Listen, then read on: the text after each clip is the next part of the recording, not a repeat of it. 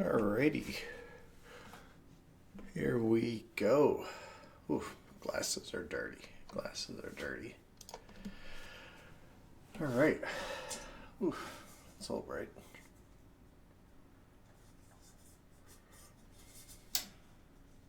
There you go. Just wanted a little more light back there, so we'll just do that. How's everyone doing today? If you're out there, say hi. Let me know you're watching. It's not just putting on streams and stuff for nobody, but I'm gotta design a Fiasco background yet again. I'm kind of doing these once a week. They seem to be fun little artistic expressions I can do. So let's just dive right in. So here is, let's see, let's go with, there we go. So you can see me up here in the corner. All right, so this is going to be what we're going to work on. So the game that we are playing this week is based on Paranoia. And Paranoia is a role-playing game that is probably the one that had the most influence on me when I was a kid. I owned it. I ran a BBS. I've talked about it many times. That was actually called Alpha Complex, which is the world in which this takes place. A very dystopian. The friend computer has taken over the world. We are all granted security access, which is also based on a rainbow system, which is why I felt this shirt was a little appropriate today. Granted Game Summit represent. So it's pretty funny. The GM is actively trying to kill you, which I think is just hysterical. And very grim, very dark. You have like 10 lives. And one of the main tenets of the game is that, if you do something completely traitorous, you have to report to the termination booth. So I think that's just, I don't know. I think it's funny myself. So this week's Fiasco, let me try to figure out what I'm saying here. This week's Fiasco is going to feature the Incorrigible Party, and it's going to be all 5 members. I tend to do the GM work on these things, and they are going to basically operate a Fiasco in this worldscape. It's an official set you can get from the people at Fiasco, the Bully Pulpit gang over there. So it's definitely one worth checking out. Even if you don't know the RPG, I think that's enough background that you can still have a lot of fun in a dystopian, the computer's taken over and trying to kill me kind of way. That's all you really need to know to be able to have fun in this world. And oddly enough, it was the first RPG I ever played. And no, it wasn't the first RPG. It was the first Fiasco I ever played. I played some basic Red Box and Top Secret in the past. So there is that. So let's get on over to... let's get into Photoshop. So Photoshop I have set up here. This is just a basic HD document. It is, the 1280 by... you're killing me. So it is, I just have a basic plane, which is 1920 by 1080. So that's our basic size, 72 dots per inch. If you've been along to any one of my little things here, you know that I pretty much just, whenever I'm designing thumbnails and everything, I just design them in full HD. That way they're all ready to go. I have a, let's see, I have a folder here called Alpha Complex. This will be, can you believe it? It's going to be our 5th. Yeah, it's going to be our 5th episode of Fiasco Live, which I just started because I wanted to play Fiasco with friends. And, it's turning out to be a hoot. So I think it's the best practice whenever you first open a document to just drop it right in. So this will be the Alpha Complex BG for background. And then that way, anytime I do autosave or, Control S or anything like that, I know I'm saving to the right place. It's just a good practice to be in, trust me. So let's see. I just want to make sure everything looks good here. Audio levels good. All right, so I'm happy with that. Alrighty. So we are good. Let's go. So basically, first things first, I need to pick a color theme for this. So there is like I said, there's the rainbow system is kind of already included in the game itself. So it kind of helps to use that as a jumping off point. So with that in mind, I went online and I looked up, and you don't have to do anything crazy here. You can just go search for color palettes. There's some great websites out there that do it. You can find, like, usually people will have like Pinterest boards and things like that just kind of have all these colors on it. And of course, I talked about last time about using some of the palette searching.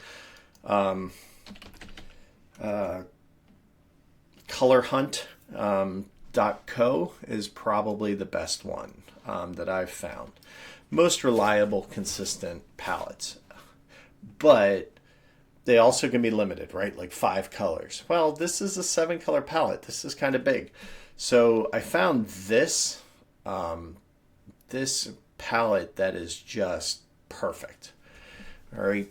And what we're going to do today, we're going to do something a little different. I'm going to show you how to create. If you look over here on the right-hand side here, you can see I kind of have my library set up, and I have a couple color swatches. Now, this is from a Wits and Wagers project I was working on. These are player colors. But it's really easy how to get a color theme from a document. So what I do is, if you go down, let's create a new library.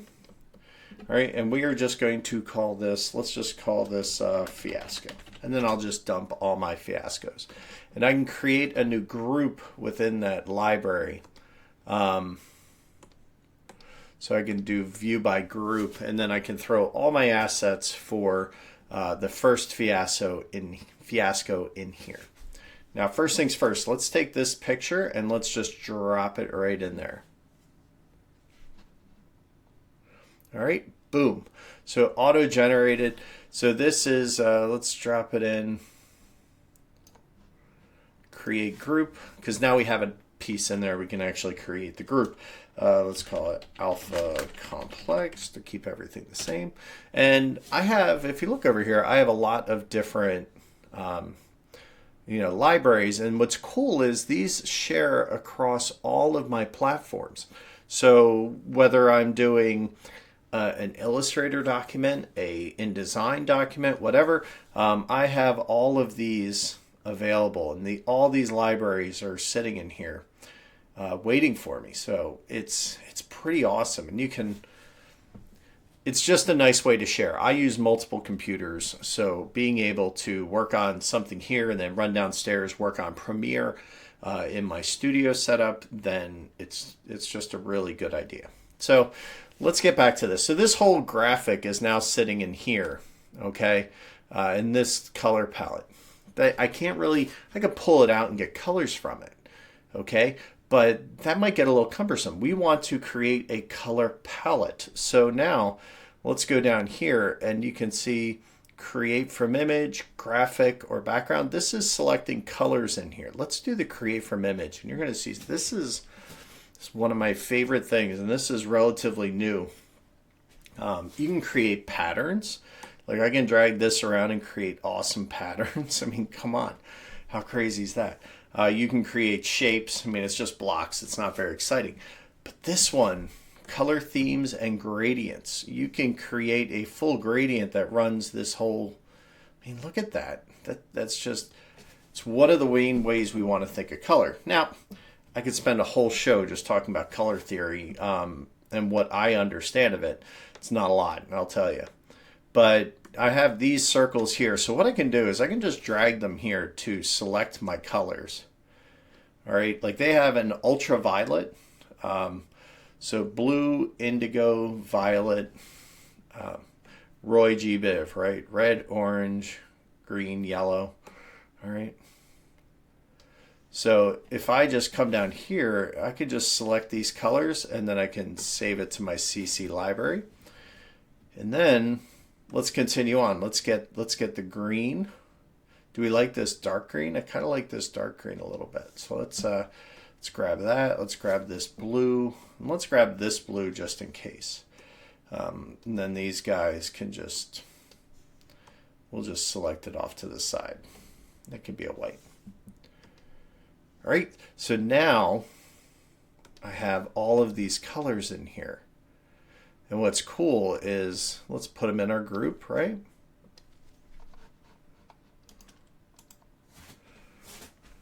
Add to group, alpha complex, right click, add to group, alpha complex.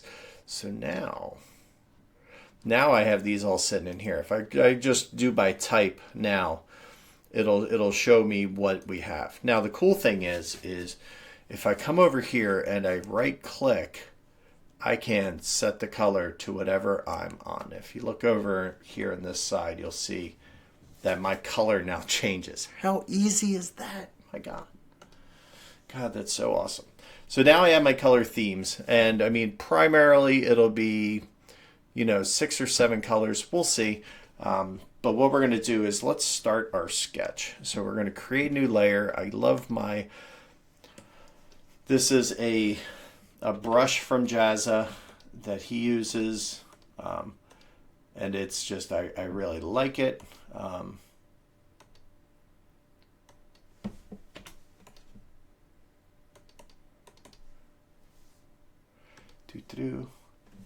don't know what, I don't need that.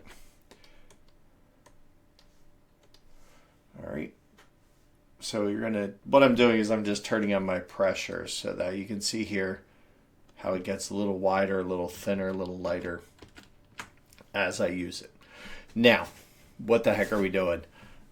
We are going to do so one of the big things in Alpha Complex is they have these what they call termination booths that are, I envision them kind of being like a phone booth,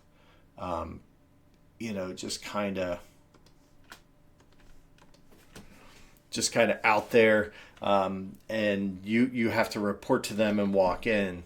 So my thought was for this one that we would just kind of create a large phone booth set up here. All right, and what I'm doing is I'm just shift click and it'll create a line between 2 points. So if I touch here and then hold shift and click there, it draws a straight line. All right, now if I take like my normal line, if I take that and start drawing, let me try that again. If I take that and start drawing, it'll draw a straight line if I hold shift while I draw. So 2 ways to get quick straight lines. It's just, so I'm just shift and then dragging down. This is just kind of my sketch. So it's not really crazy detailed.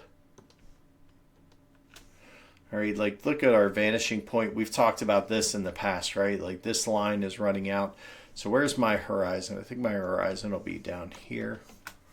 So that means this line that I just drew is actually past the point up a little bit, not that much, right? And then this line here, with perspective, this is why I have to kind of think about things a little bit. This is going back that way, all right? 2 planes. Burp. One's going one way, one's going the other. So I kind of picture this being like the door, you got to get in.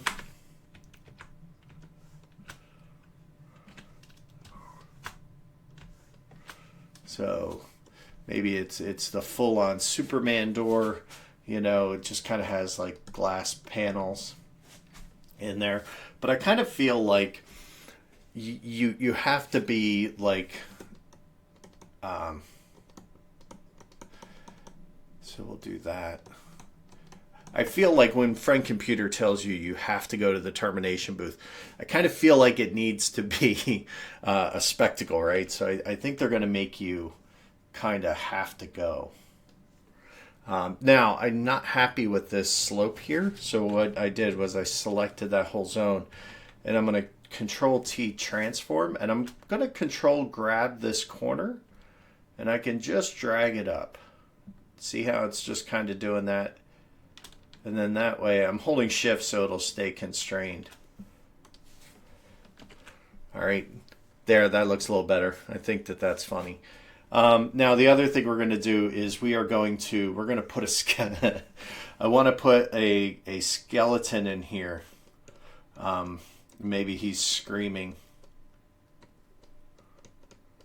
as he's getting kind of cartoon zapped, right? I kind of think like there's like his skull, his jawbone. Let's see, kind of comes down. He's going to have a rib cage. Rib cage kind of comes up. Got a little sternum. So we'll draw all that in. He's going to have his scapulas. And then just got a little humerus. Oh man, don't break that humerus. That's a painful day for you. All right, then he's got his radius and his ulna. And I'm just kind of roughing it in, trying to get the size. Like think about where your elbow is. Your elbow comes down to, just at the bottom of your rib cage. And if you hold your arm out, your wrist comes to your hip. So all good things to kind of, let's see, iliac crest here. All right. And then the hip. The hip bone's connected to the femur bone.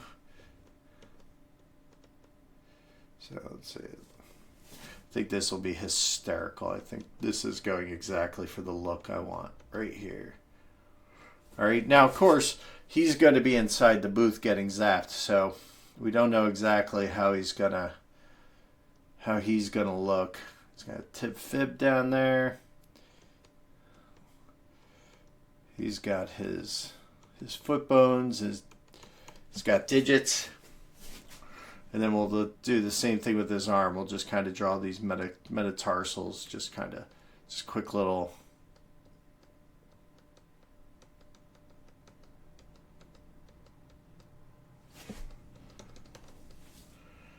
All right, and then like this hand, think about it, be over here, radius, ulna.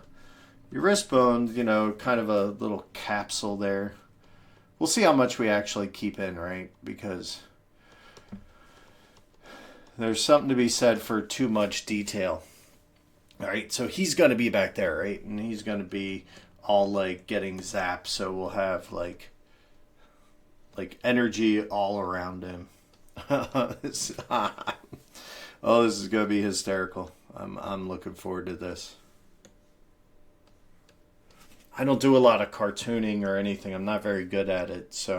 But I can do basic silly stuff. So this is a little fine. Hi Emma, how we doing today?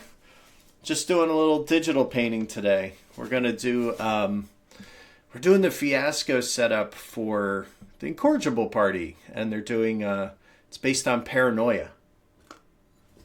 So I thought the background appropriately should be a termination booth.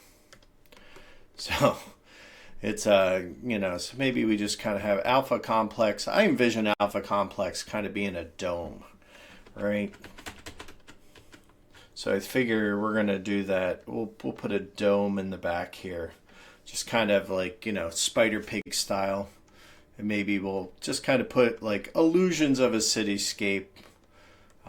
Nothing too crazy, two-dimensional in the background. I'm not going to go super crazy trying to get perspective right on this. We'll put it back there and continue it over here. And just kind of have that. right? And then maybe there's a street that kind of runs down back here. So the termination booth is just, sits on the sidewalk like a phone booth, right? It's kind of what I envision. Maybe there's a little sidewalky thing. And let's say it's near a park.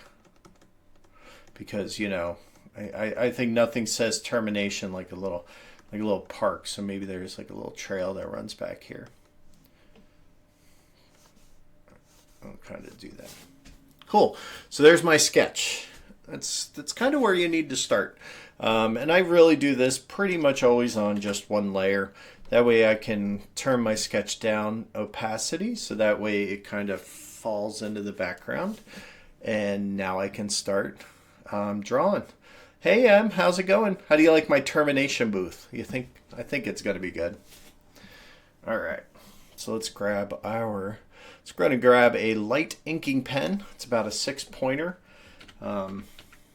Let's see how this guy looks. So if we do this at 100%,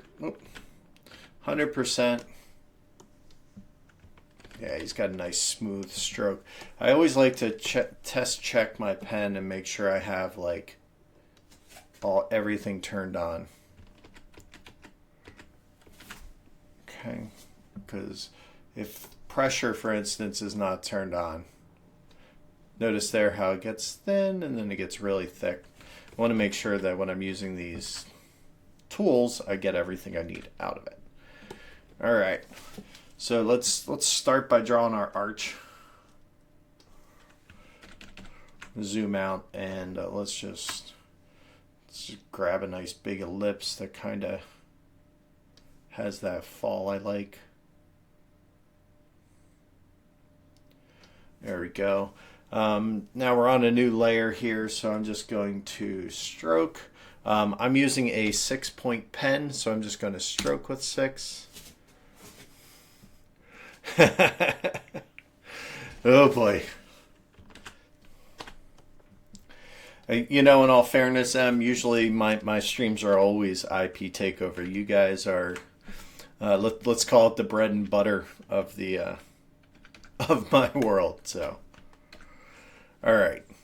So that will be that. Let's work on the city. So I'm going to go back here. And I am literally just going to block this in real quick. I might even just use the lasso tool. I like the lasso tool for this. And I'm going to put it on polygonal. Doop, doop. And then I'm just tapping lines here, keeping them straight.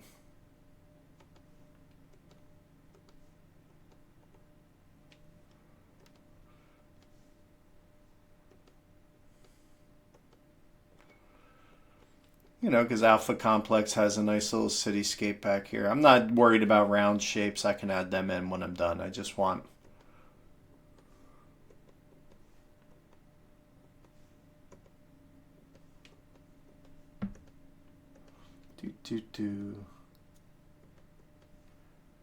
I imagine as you get to the city center, it would get bigger. But I also been playing around with the 3D tools in Photoshop, so I could maybe even extract this.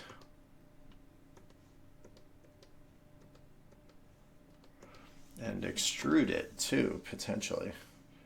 All right. So there's that shape.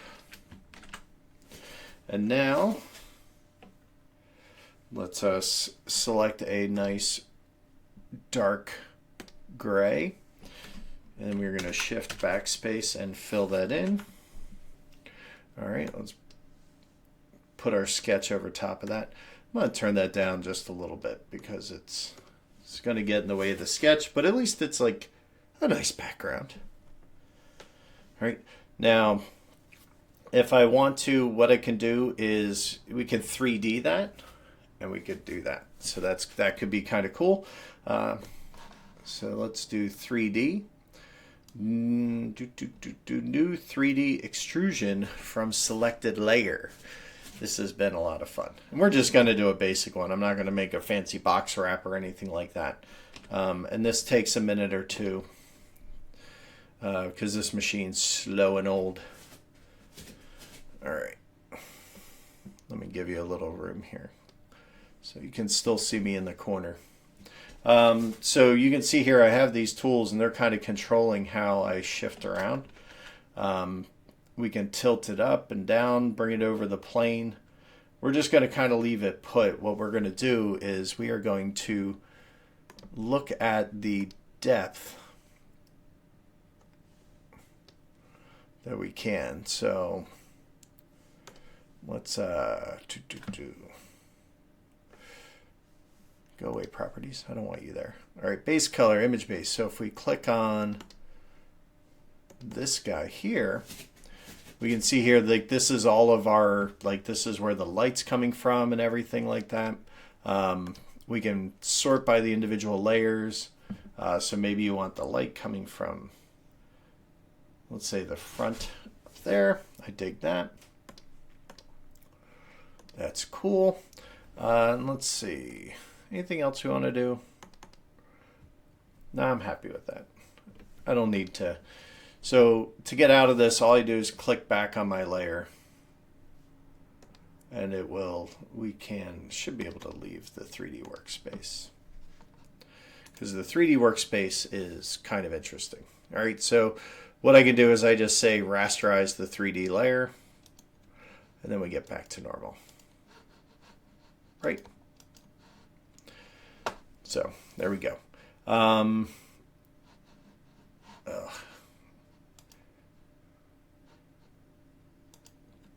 So there we go. All right, so that's essentially the cityscape back there. And if we want to tone it down, we can, you know, with a basic opacity adjustment and things like that. All right, so let's get back to our sketch. Let's hide the city for now. Let's grab our brush, see if it fits within our scheme. Dig that. The other thing is this city is not as far back as we want, so we can just kind of say, we can just grab this bottom and chop it right at about that layer. There you go. So now the city is kind of more in line with our drawing. I'll crank that up. Kind of see where everything's going. So you're not going to see a lot of the big city, but you definitely see all the stuff on the right. Cool. All right, let's get back to it. So let's hide the city just because it's kind of in the way. Let's grab our inking pencil. And now we're going to take a little more care to actually draw this right. So two ways to draw. I like the lasso. And what I'm doing is just creating boxes. All right, so let's start with that box. All right, and grab another lasso. And I'm holding shift as I'm drawing these verticals. Nudge that up a little. All right, and I'm just making my planes different colors so that I can select them. All right, it's a little easier sometimes to put the color on it and then come back in. All right, so I can use these colors in the background here. Hey, it did all the math. Did you even notice, like here, it did cast shadows from buildings onto the other buildings? Come on. If I were to do that by hand, that would just take way too long. All right, so let's continue. I'm going to put my sketch layer on top so I have something to look at. So again, I'm just going to grab my lasso tool, and now what I'm going to do is I'm actually going to cut pieces out. All right, so if I have that big shape, all right, my lasso tool with Alt works the same way, but now it'll deselect that area. So this is how I go in and I get those styles.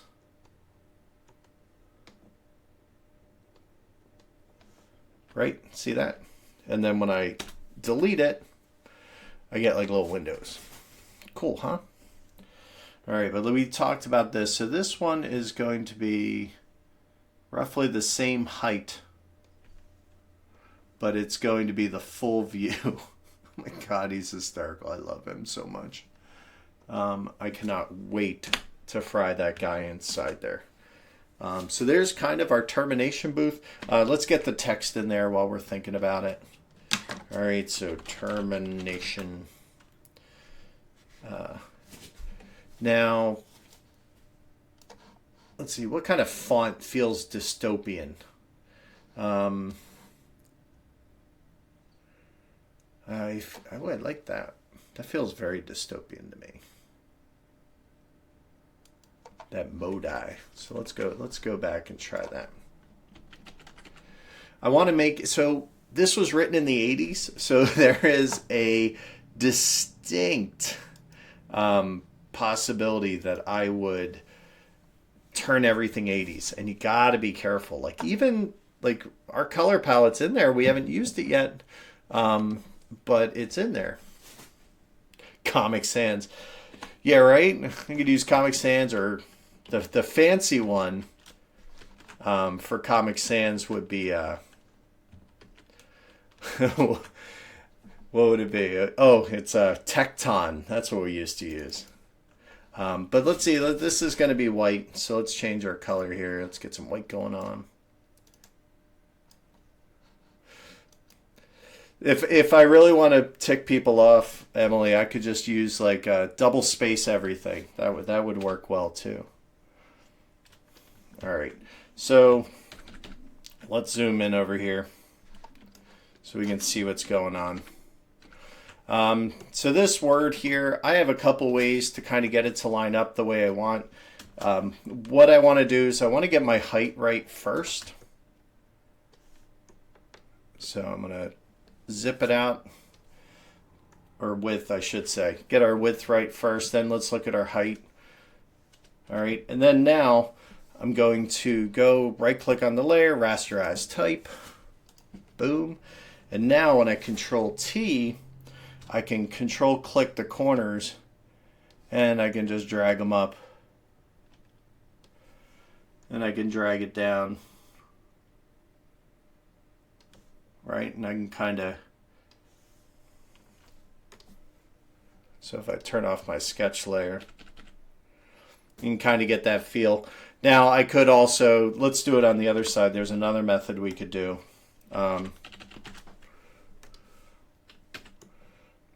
So let's get this to be roughly the size we want to start with. So I want it to be roughly that height, right?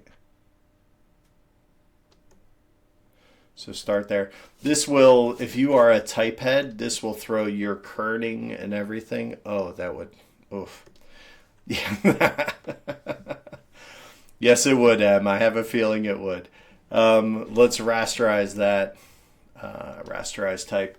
Now, if I go up here to image, or edit, I should say, transform. Now you can do perspective warp. Go away. So now what you do is you get this screen will come out, and we can kind of put it over. And this will skew it based on perspective. So that's one way of doing it. The other one you could do is just distort. Distort's pretty good. It lets you kind of, so you can kind of get it here where we want, and then you can just grab your corners and drop them where you need. So that's kind of what we're doing. When we just control click a corner, is we're just kind of doing a quick distort. So it's our termination booth. Although now that I'm looking at the text, I'm not happy with my perspective a little bit. So let's kind of drag that down, because really it should be getting smaller as it goes away, right? So something's off. Either my top is off or my doors are off. So we're just going to assume that I can't draw doors. And we'll just chop that booth. Boom. Same thing over here with termination. Stop.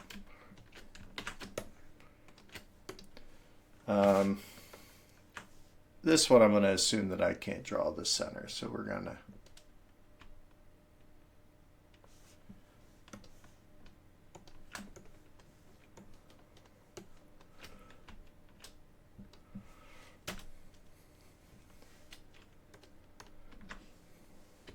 we'll delete that, and then now let's readjust that. We're going to grab the terminate, deselect. There we go. Now Control T. So deselect is probably my favorite thing to learn in Photoshop. Control D stops the marching ants. If you're ever stuck and you can't get out, that's what you need to do. All right, so there's our termination booth. Now let's get on to the fun of drawing our guy, because he cracks me up. I mean, come on, look at him. What I'm going to do is he's going to be white, and the easiest way I think to draw this is going to be, I'm going to draw him in black and then invert. It'll just be a lot easier. You guys will see it better. You know, our eyes work on that contrast level a lot better, but we're going to make... let's make the booth. We're going to combine those two layers, put it in with the booth. So Control E combines layers. Sorry, I keep promising to do a better job of labeling my layers so you can see what I'm doing. So we're going to make a new layer, and we're going to start with our skeleton on there. Now I have my ink brush, I have my 6. So this guy is just kind of a nice, easy brush to use. All right.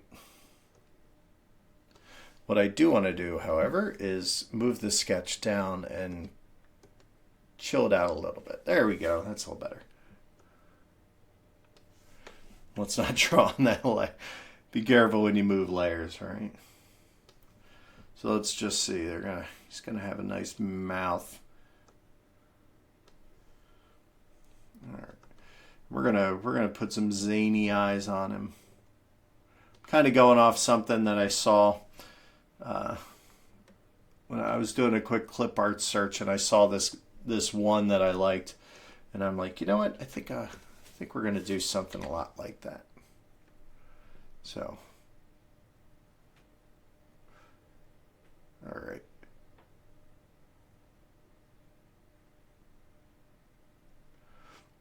So just getting rid of some of this edge. When you do a quick fill, you sometimes don't get a you can get a rough edge, and we don't want a rough edge. We want a soft edge, because this is going to be anti-aliased. So I think eyes need to be mismatched. Something big about his pupils being mismatched. I think that's a good thing. So we're drawing in what we call negative space, which means I'm drawing everything I'm drawing is going to be black, which if you're trying to follow along can be a little tricky. So he's got to have that nose socket, right? Excellent. All right, and then he's got teeth. He's got to have teeth, right? So we're gonna put some in.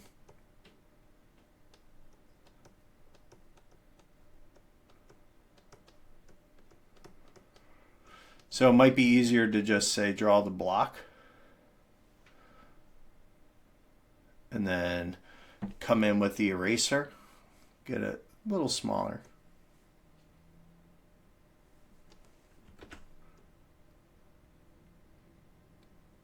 Tell you, when you work digitally, you get a lot of space for mistakes. Because you can always hit that undo button. And you can think a little differently too, because I can sit here and I can kind of just be a little... Now I'm just erasing, not painting with white. If I painted with white, that could cause problems. But I'm just kind of just erasing the black. All right, so there we go. We got some teeth. Let's do the same thing up top.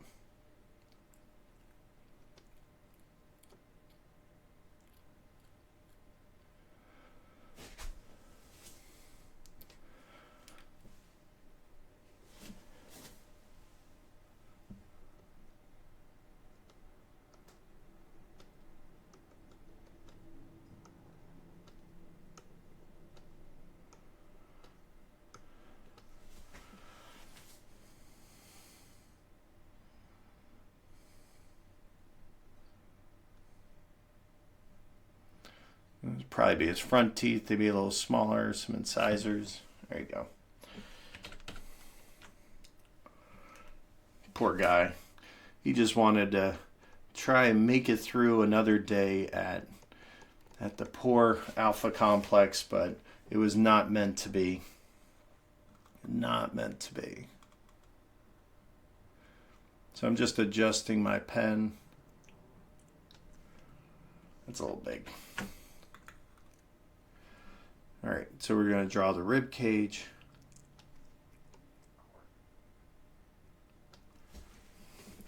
And these kind of shoot up. Sternum comes down.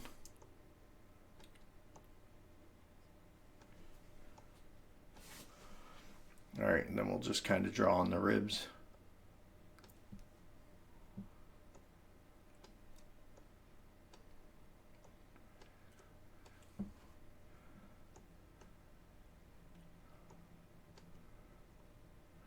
Now I'm not counting. I'm just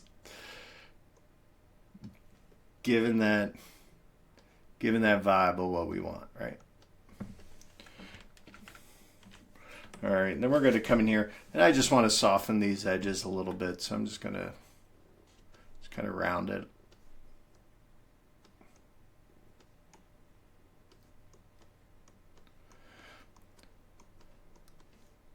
It's one thing I feel like I have to do a lot when I'm working in reverse is watch my edges. They can be a little sharp because you're using pretty sharp tools like an eraser block or something.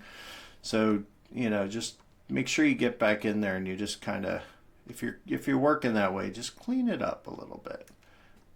All right, just like I need to give that.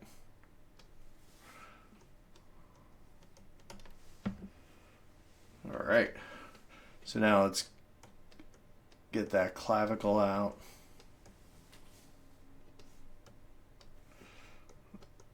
And then we'll start the arm socket. The most complex hinge in your body is right here in your shoulder. All right, that needs to be a little smaller. It's a little further away, so that should be slightly smaller.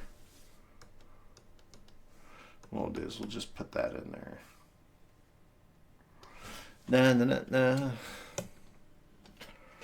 All right. Oh, he's looking good. He's looking good. All right. I do want to. So if his spine.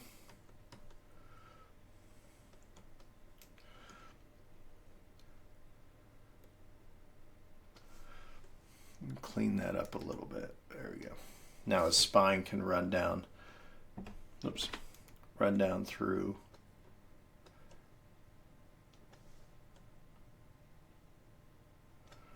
We don't want to give him scoliosis or anything. All right.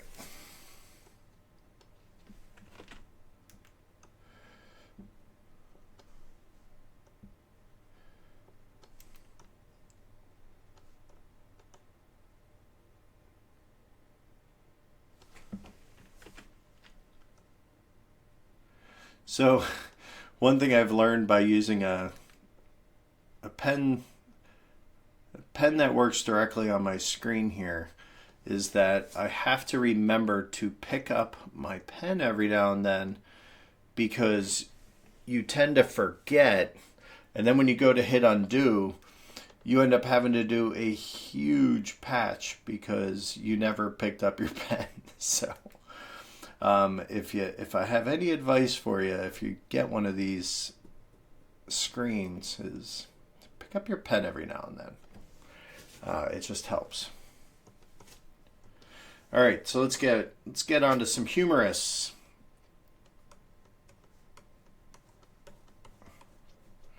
Some humerus action.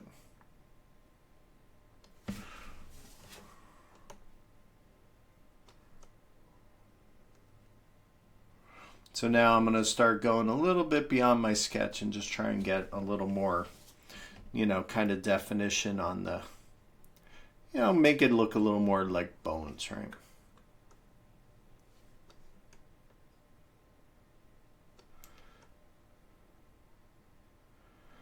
And then what I'll usually do is I'll go in here and I'll take out a bunch of material with a eraser and come back.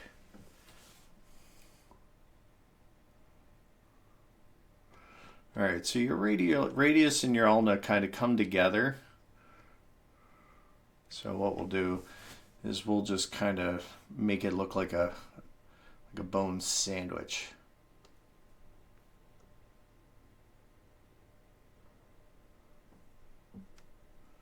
Just so that you can see there's two different bones in there.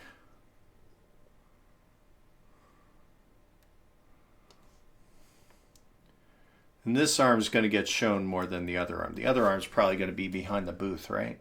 So I want to put all the detail work on this arm and kind of leave the other one open a little bit. Is that like your funny bone? It is. It is. Bill, I think you know somebody who could help you out if you're having issues with what's called. So, kind of looking here, I think I'm going to extract the hand a little bit. So we got our pinky.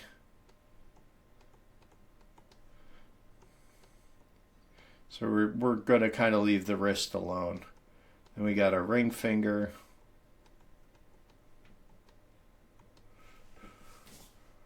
Let's get our middle finger. I believe this is John's favorite finger.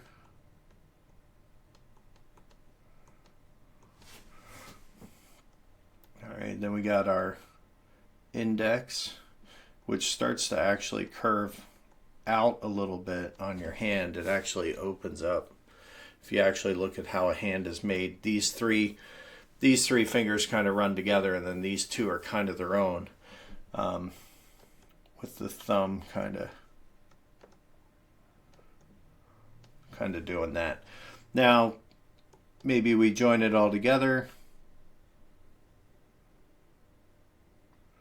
like that, and that kind of represents the whole wrist bone. Let's see how that looks. All right. I like it, but it's I feel like it's tilted a little too much. So what we're going to do is we're going to lasso that.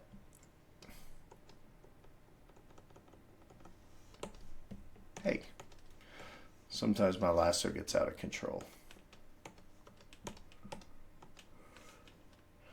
There we go. Then I Control T it.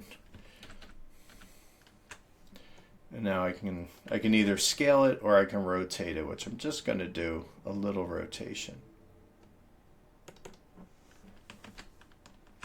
There, that's better. All right, let's get back to our brush. All right, so now we got to draw the hip. The iliac crest kind of comes up. Yoink. There is a little cutout in the center, so we'll kind of represent that. And again, we're trying to be a little cartoony with it, so while it's there, it's just a silly representation, right?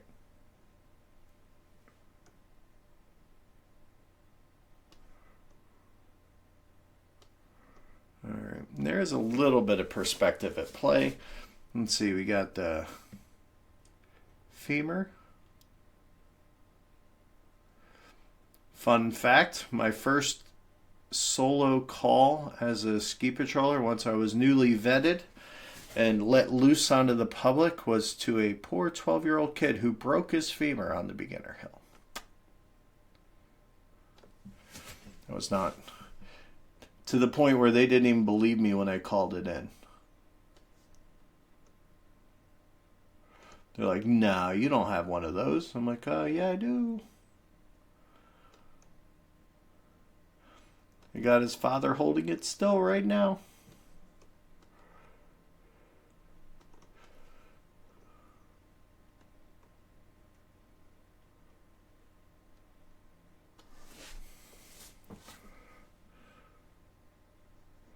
All right, then we're just gonna kind of do just kind of a loose foot thing there. All right, let's do the other arm. I could just copy and paste it. That could be. Oh yeah, that was That's about as bad as it gets, breaking a femur. I think the humerus could be pretty bad too, but I don't know. That poor kid.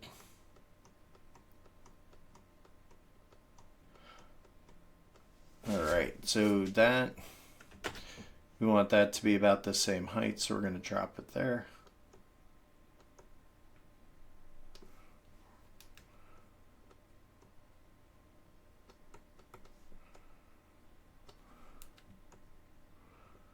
The other nice thing is with this little pen, I can click back and forth between eraser and pen very easily, so makes life a little simpler. Now he's going to be inside the booth, so where I'm literally drawing right now, I'm not going to see. Also, I seem to have strayed away from my my sketch a little bit. I need to come back. It's easily done. We'll grab that lasso tool.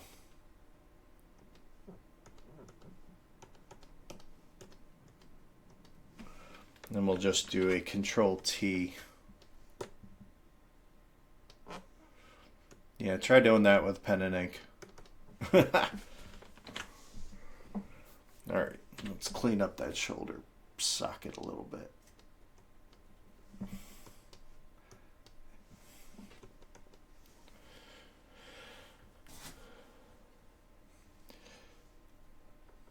Alright.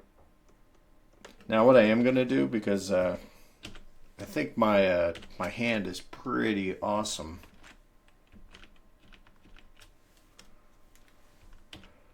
is I'm going to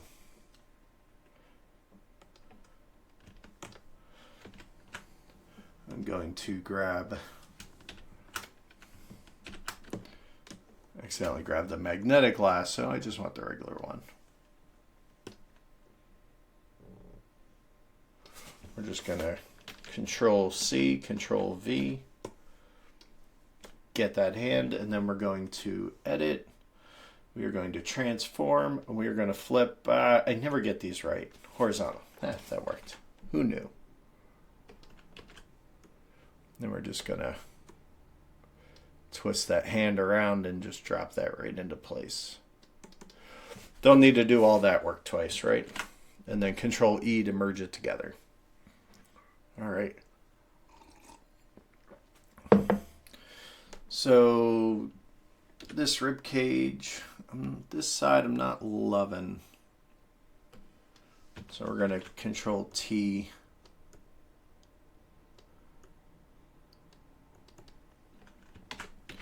Just going to select it and bring it out. There we go. That's a little better. All right. So there he is. He's pretty freaking awesome. I dig him a lot. Not liking the toes. Let's go fix the toes.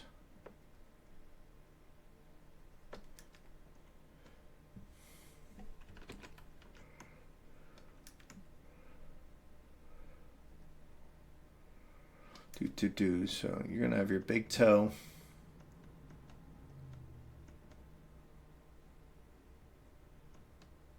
There's a reason why Matt Groening only uses 4 fingers instead of 5. It's a lot easier to draw. All right, just clean him up. All right, he's pretty cool. He's gonna get shocked. So now let's get him back into our. So there he is. See, he's going to look great when he gets back there. Now let's put a background behind him because he is going to be getting zapped this whole time. So we're going to, you know what? Let's do a shape. So we're going to use the pen tool, which scares the hell out of a lot of people, but I love it. So the pen tool is going to allow us to do curves so that we can kind of come up here, and then we can get this all spiky.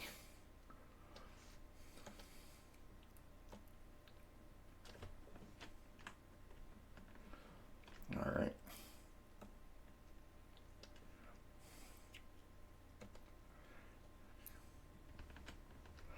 So we can come back in and edit these points, which is the best thing about this, right? Like I'm just drawing the bottom part of the curve. And if I control click here, I can grab the handles and spin it around. But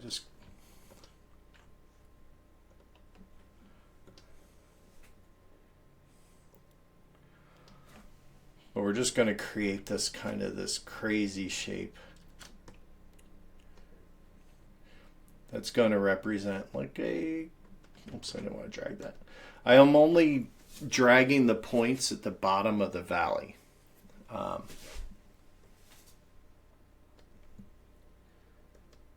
And then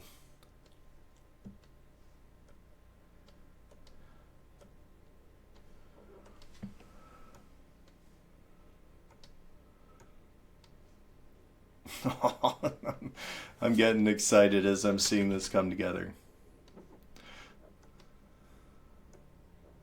So it's going to go in a little bit around his head. I'm going to come back to the other side and we'll kind of fix that because it's not in enough, in my opinion.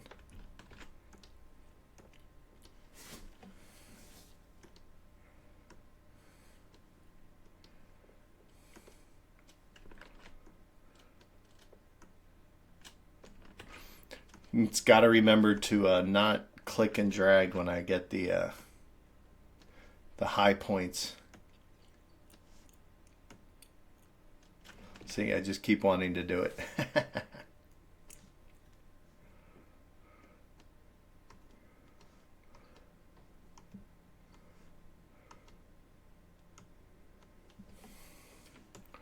All right, so then we're going to take this and just connect it back.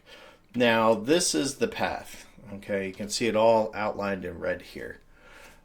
So now if I have the A selected, you know, I can either grab the whole thing, but if I just click on one point, I can drag just one point at a time.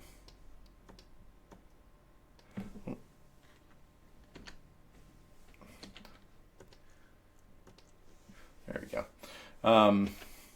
That one, that was just a quick little repair. And this is the way I can just kind of come back in and just kind of, you know, give a little more room where I want to have it and just kind of tighten it up. I can move my points around. You know, this is why we tend to, you know, when we do, you know, graphic design and stuff, we like Illustrator because it's very non-destructive and we can really come back in later and fine tune it.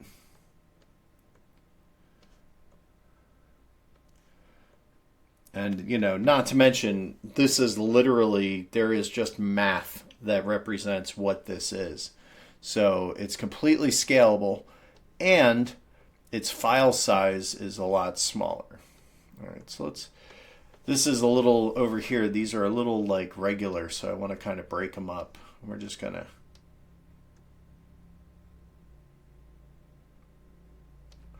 so you can see here, this is one of the ones that I accidentally pulled the handle out. So you can see these handles here. It's kind of a pain. So if you just want to get it back to 0, if you grab the pen tool, this convert path tool, and tap on it, boom. It turns into, it takes away all the handles. So it kind of makes it nice and gets it back to normal. Just like if you're looking down here, see how this handle is a little straight up. Right? That's a little. So let's get that. It's not what we want. We want handles that are kind of more even, where this thing's on a straight line, which allows us to curve it and get a wedge. See? Like that. That's what we want. We want that more of a, like a whippy. All right, in this one here, you can see this line crossed over, which means that it'll pull that path over, and we don't want that. So just fine tuning.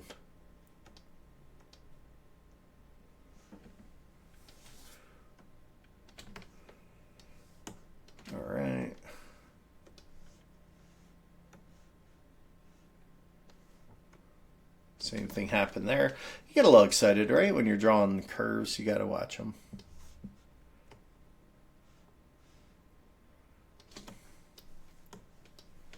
All right.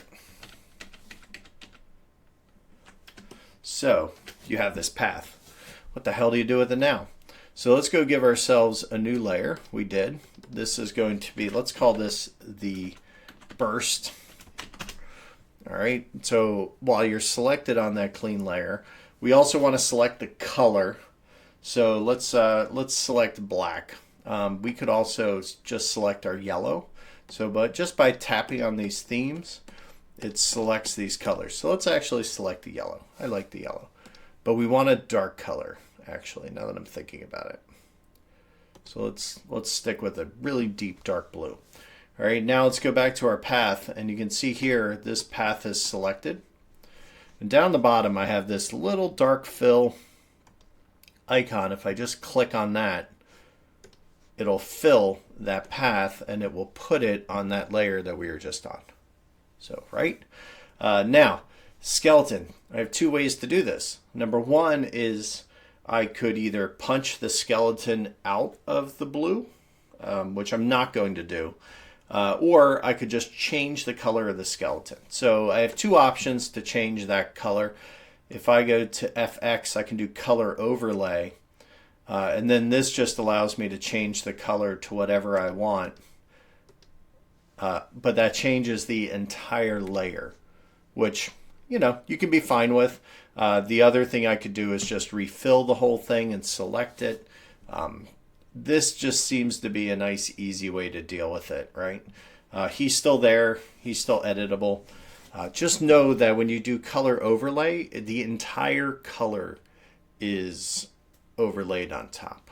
So, all right, so let's take our skeleton and our burst. We're going to put them together in a group. Let's just call this Bill. That's what we'll call that layer. And then we're going to put that behind the phone booth. So he's actually in the termination booth now. And then let's turn on our city. So our city's it's a little intense, right? So let's chill that out a little bit. It's a little further back. All right. And then let's see. There's almost too much going on behind the booth now. So I think we need to kind of maybe, well, I know what we're going to do. We're going to add the glass. So let's do that next. All right, so we have, this is the booth layer. Behind the booth layer, you'll notice that when I work in Photoshop, I am always working in layers. So much easier, just start a new layer. And then if you need to work behind it, and then kind of fill it in. All right, we're going to take our white and we're going to Control G. We're going to drop that in. Now, if I turn the opacity down, kind of see how it's kind of putting a very, very light layer in between the phone booth and the front. So the other thing we can do is we can tint that glass maybe a little blue. I think it needs a little blue. So let's go up here. We'll just grab this like a very, very faint blue. All right, now I'm thinking that burst needs to be black. So let's look at it. So we can do our color overlay trick here. And let's change this color burst to all black and see how that looks. Okay, I like that. How's it look with a yellow? Yeah, see, yellow gets lost. The skeleton needs to be white, right? He needs to be white. So we're going to do that. And what I might actually do is put that layer. No. We're going to leave that layer in front. And he's just going in that poor termination booth and getting zapped. Sorry, Bill. All right, now let's finish off this termination booth real quick. So we're just going to grab our lasso. We're going to deselect. So the booth would kind of go back here. So we're just going to create a, let's grab a layer.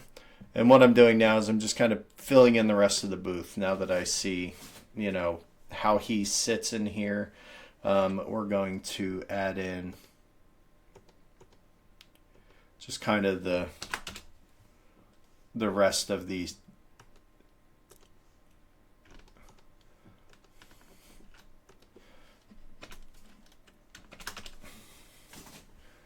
All right. So that way you can kind of see what's going on. All right, so that's kind of the background. And then, yeah, I'm not really, I think that needs to be darker. So I'm going to paint over that with a big dark brush and see how that looks. All right, so black is too much. So let's try just a very dark gray. Oh. There we go. Now he stands out.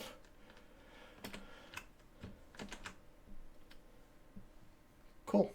So maybe what we want to do, you know what? I know what I want to do. I want to give a nice yellow glow behind him. So let's grab our yellow, and we are going to go to our paint bucket. We're going to grab a gradient.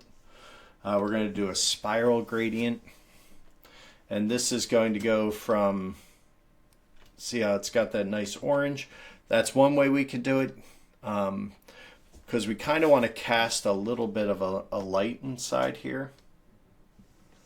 So what I'm actually going to do is I'm going to change this to be a orange fade to transparent. That way it just kind of does that, right?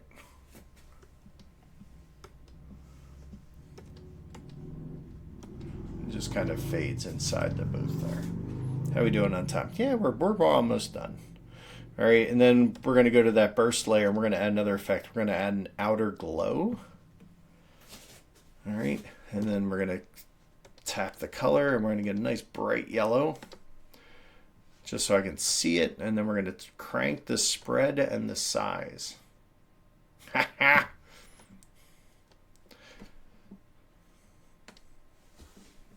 Love it.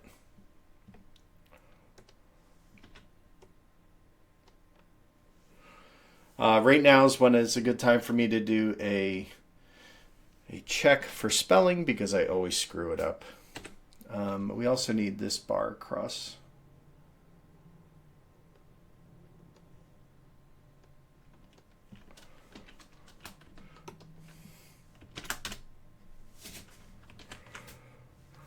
There you go. All right. Good job. Good job. All right. So let's do a little bit of, we're just going to finish this up and just kind of do a little background work. Now, we have the booth. So now we're just going to group all that. Now if I need to, like, I can switch, oh, somehow that got in there. Oh, I know why. Because it ended up being on the booth layer. So we'll just go. We'll go chop out the dome. I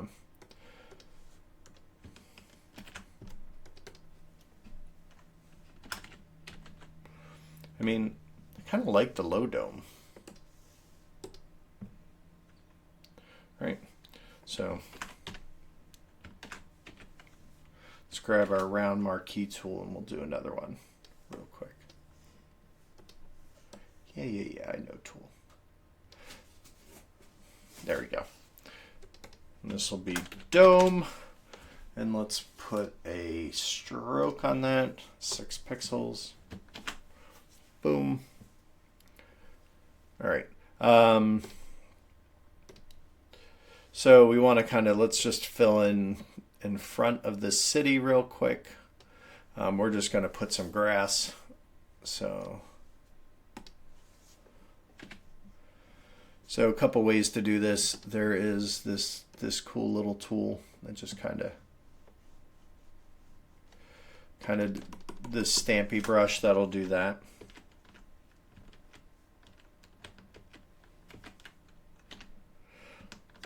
But what we'll do is we'll kind of shrink that, because I just want to just represent like a rough edge.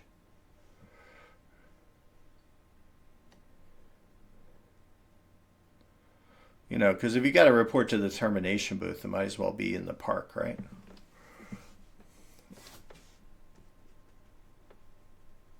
And then just fill it in. So it kind of gives us that little bit of a rough edge. We'll grab one of these clouds. I love these cloud brushes, because what we're going to do is we're going to crank it down, and we're going to select a darker yellow, or darker green. So we want HSB, hue, saturation, and black. We're going to crank up the black. Then we're just going to kind of, no, not that one. Let's try that one. Seeing that color I like.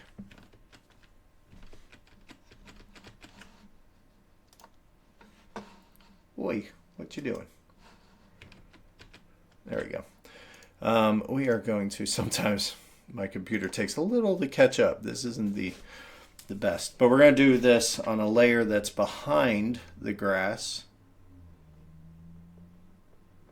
And I like the clouds for this, because it just kind of gives it a little, it just gives a little pop and depth without being crazy. Just kind of helps. And then we'll just kind of come back in here. We will grab we'll just grab a little bit of a paintbrush. Let's see, which one do I want? I would like him, but a little, let's do a gauche brush. So this, all right, then we're just gonna get some different colors here and just kind of create some texture. That's all. Then I'm just gonna get gradually lighter, as you know, because you know the Bill puts off a nice glow when he's getting fried. Just kind of lay down some color, just like that, and then we'll grab our smudge. I love my smudge, and we'll just kind of give it a little smudge.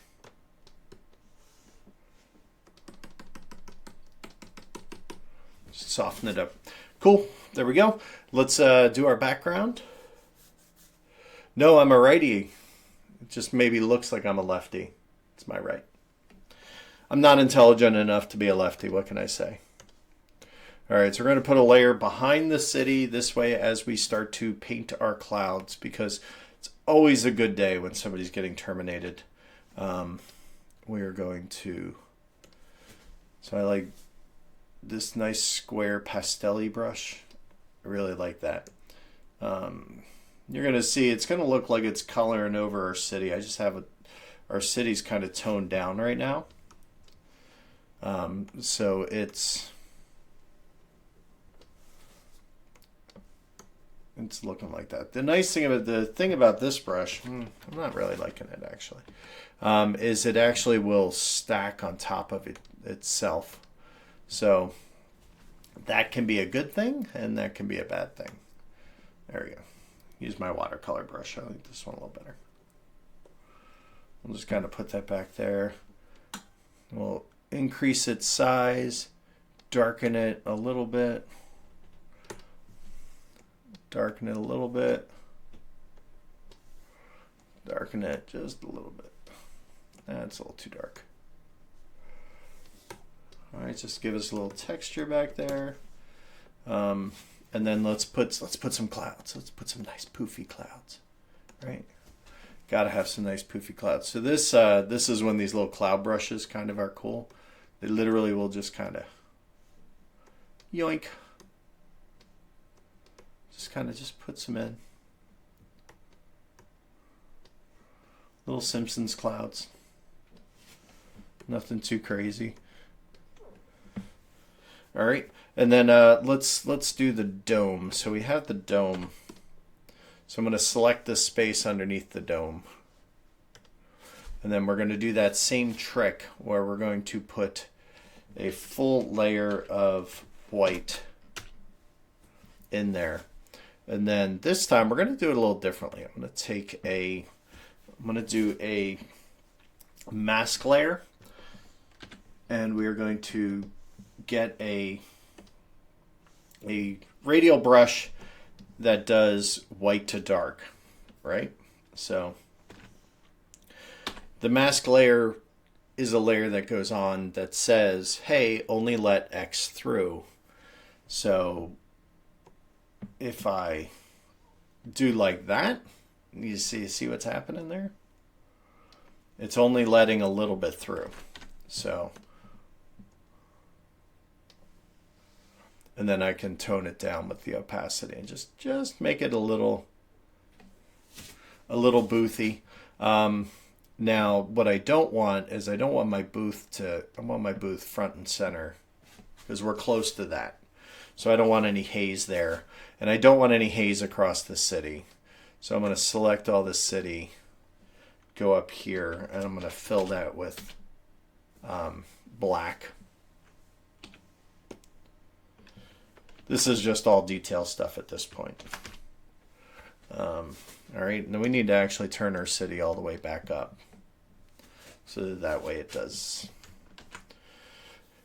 All right, but that just kind of gives our dome just a little bit of haze. And now I can turn it up just like that to kind of say, hey, there's some haze there.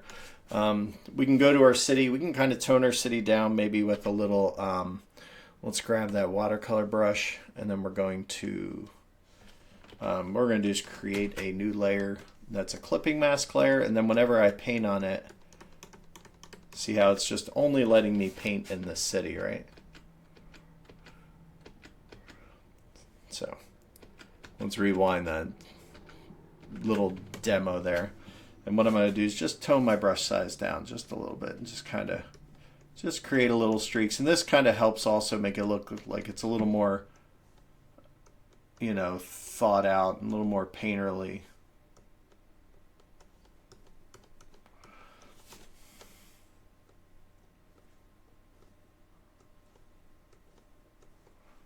Than just kind of thrown on there. So you guys excited, getting ready for your fiasco this week? I'm excited. I can't wait.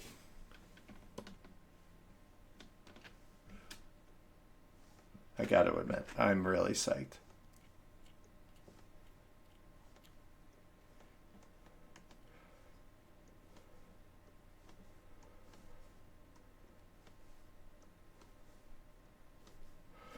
And I'm just dragging down some color. You can still see it inside the booth, so I'm just gonna lighten it up.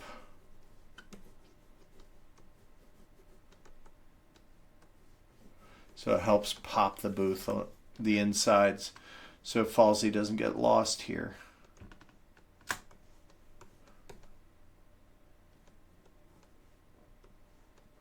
Can't have Bill getting lost, right?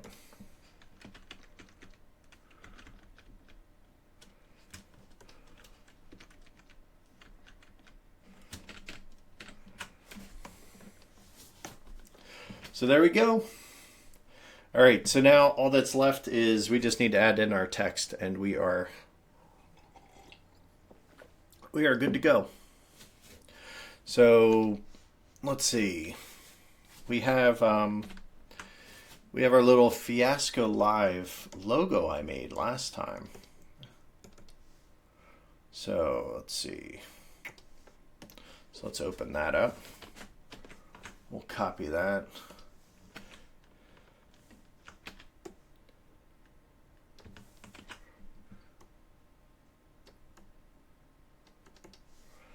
Let's drag it all the way to the top.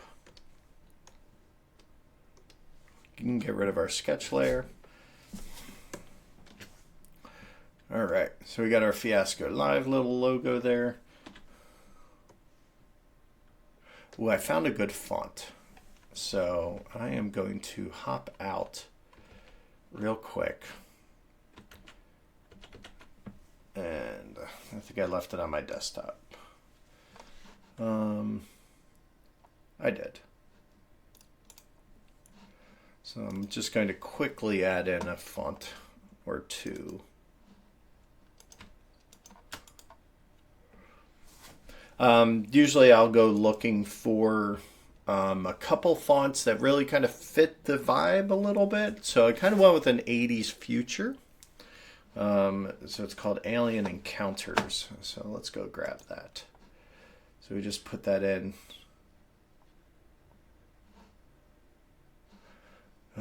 Sometimes it's, there it is, SF Alien Encounters. So that will be our font. Let's jack it up. Oh, I dig that.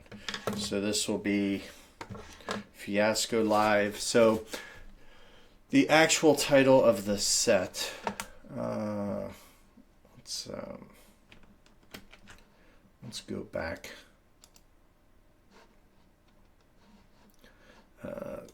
Just want to make sure. I think it is just called Alpha Complex. But I want to make sure because, you know, I mean, I'm not officially licensed by anybody. So there's that. But I want to make sure if people go looking for the play set, they know exactly what it's called. Yep, Alpha Complex.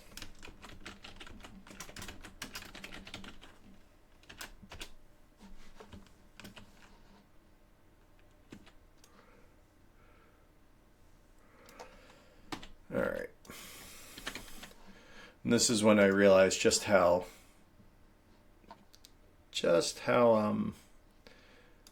crazy I made my background. So we're going to kind of tone it down just a little bit. The other thing I'm going to do is I'm going to take my city and I'm going to knock that out of the clouds. So that way I can tone the city down without the clouds showing through. See that? It's back there, but it's subtle. All right, I could even, what might actually work is just putting a quick little Gaussian blur on that back there.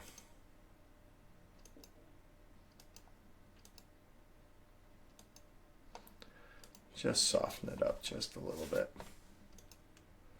Actually, before I did all that, let's merge my paint layer first. Now when I do that, let's do our Gaussian blur again. Now it actually just softens it so it looks like it's a little farther away. And then let's just crank that opacity just a little bit. Just soften it up like it's just setting in a little bit of haste. There we go. All right. So let's get back to our text, which I apparently added a bunch of letters to. There we go. So now I have the booth here. I can kind of scale a little bit if it's a little, like, see that? Because I left it on its own layer just to kind of give myself some room for the text. Otherwise the text will not even be seen. We're going to make that 2 layers.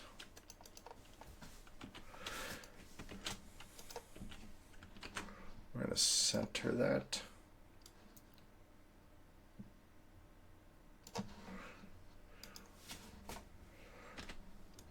All right, so how fancy do we want to get? I think we want to get kind of fancy.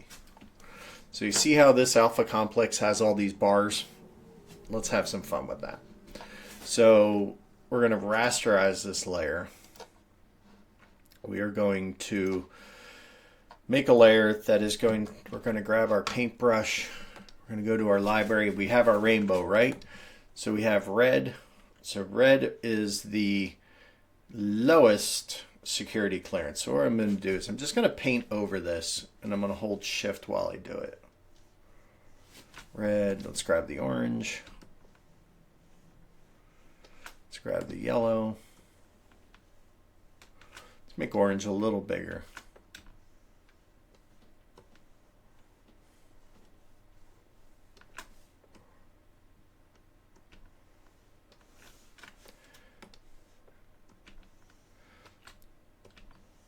Paint has to go a long way, so we need, there we go.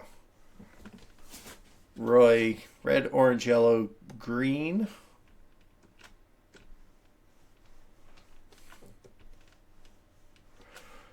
blue.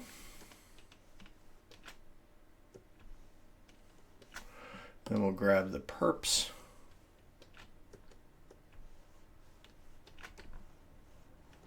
And there's actually an ultraviolet clearance level, so we'll just do a little strip at the top. All right, so now if I right click on alpha complex and then hit that, I'll hit the mask and booyah. All right. One thing I do want to do is I want to tighten the text up. So what I'm going to do is I'm going to select that text. All right, we're going to undo that. Actually, that's fine. We are going to, I'm really happy with how they come out, so I will just apply the layer mask, and now I can move them independently. Well, I should be able to if I stop hitting the Windows key instead of, oh, that's fine. Boom. So that's that. Now let's put a, let's get rid of that guy. We're just going to put a outer glow on this. And this, what we're going to do here is this is just to help set it apart from the background. So this one is going to be a little subtler than Falsey's glow that he has over there, Falsey Bills. We'll use your real name. I know you more as Falsey, I think, and the amount of hours the leading was bothering you. Yeah, well, I just did that so I could paint them independently.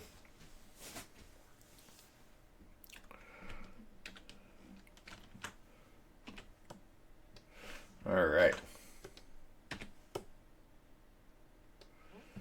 And then now I can just scale that because I want that to be pretty big. All right. Now let's give you guys some props. We're going to make a little, let's make a little box here.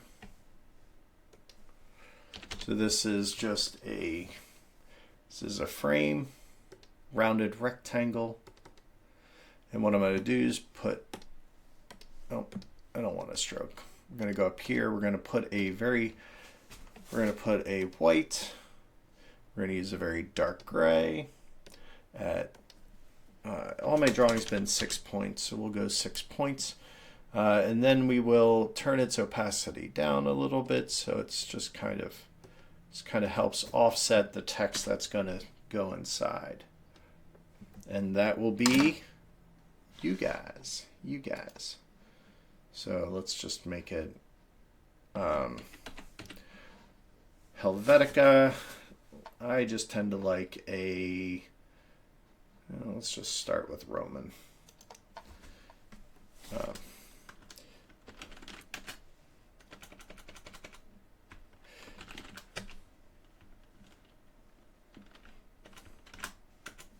So the question is, well, you all are here. Should I just put with the incorrigible party, or should we put each individual name?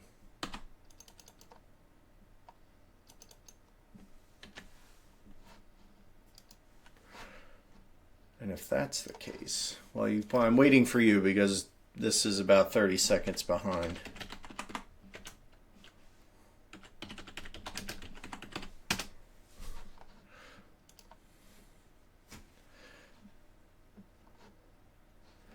I will go get the logo.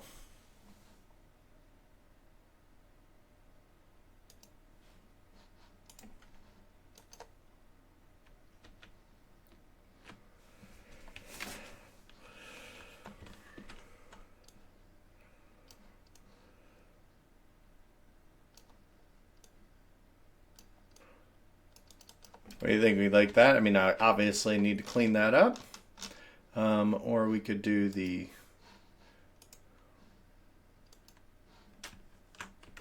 I mean, I like that one, but I kind of like that guy a little better, right? Yeah.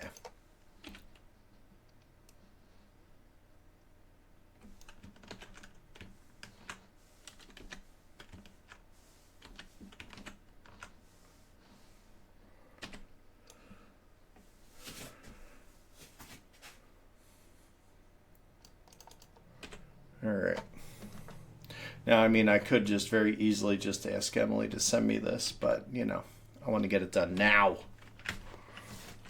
So we are going to select color range, white, and delete it. And then that will make it transparent.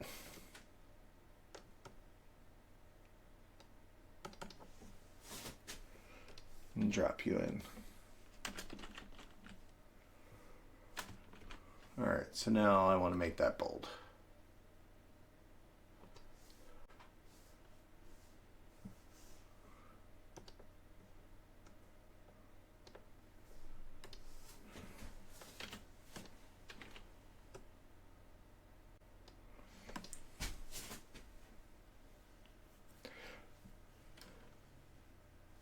The G unit.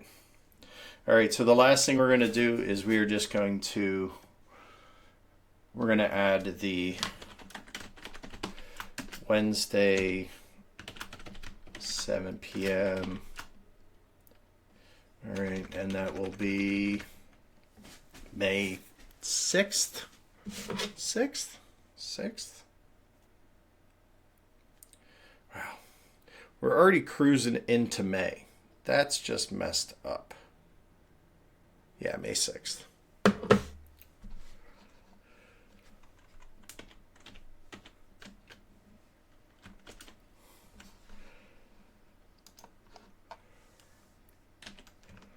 And then we'll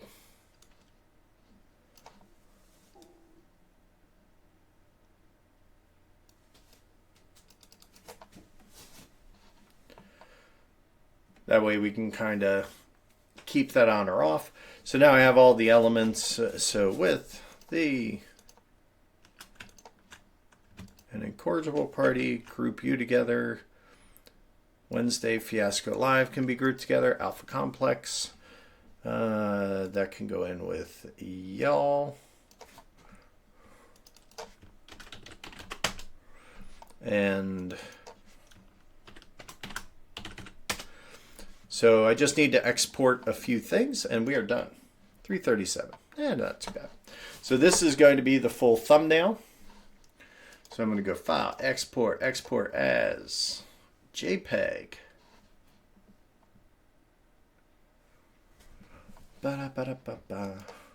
So this is going to be the full thumbnail.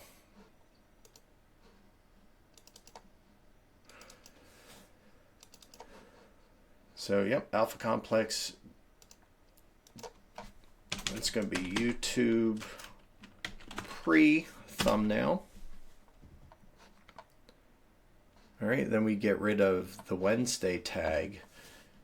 All right, now that Fiasco Live needs to be centered. And we're going to export that because this will be what we put up after the show's over. So this will be the YouTube. And then we need one that'll be the background for the actual show itself, in which case I get rid of all of that and we'll just leave that image there.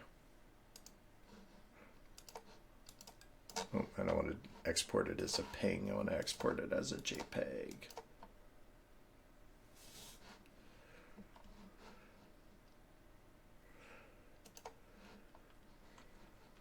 And we'll save that as the background. So I need to make 3 files every time I do this.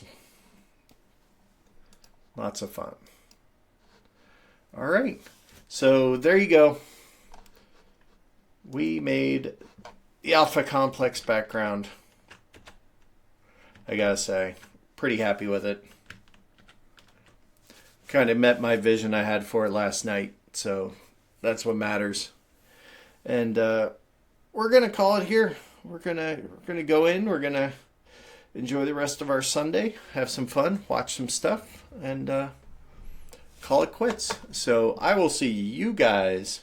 I'll probably see a few of you on Tuesday. Let's be honest, where I might be building some Lego. Otherwise, I will see you guys on Wednesday when we actually get to do the show.